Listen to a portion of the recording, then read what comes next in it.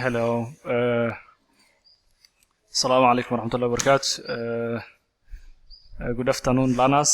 Welcome to our channel. Kusoo dhawaada channelka Harmony Educational College. Cashirkeena maanta wuxuu ka bilaabanayaa lesson koowaad ee ku saabsanay greetings and introduction bilawgi iyo salaamid.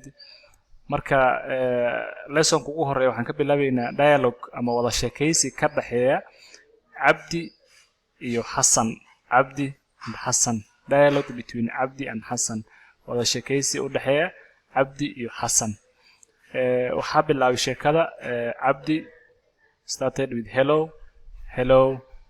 Hello يعني qofka markaad salaamaysid salaamu calaykum waraxmatullahi wabarakatuh Englishka ama waa hi ama hello ama hello u dhahay. Hassan wuxuu dhahay hi ni waan ku salaamay amal. Abdi wuxuu weydiiyey my name is Abdi. magacaygu waa Abdi. What is your name? magacaada waa magacaada muxuu ahaa. Hassan wuxuu jawaabay my name is Hassan. My name is Hassan. Abdi wuxuu dhahay nice to meet you. waan ku faraxsanahay inaan kula kulmo Hassan. Abdi wuxuu dhahay nice to meet you. waan ku faraxsanahay inaan kula kulmo Hassan.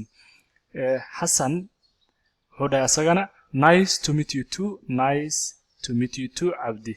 waan ku faraxsanahay sida oo kale inaan kula kulmo. Abdi wuxuu dhahay goodbye marka waxa waaye nabadgelyo ama maca salaama ama sida carabiga luqada afka marka kala tageysaan goodbye ama nabad u tag amal. Hassan wuxuu dhahay bye adigana sida oo kale bye. Marka that's for the first lesson for today.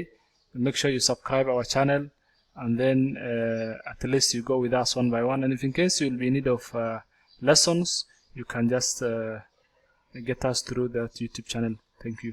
Assalamu alaikum warahmatullahi wabarakatuh.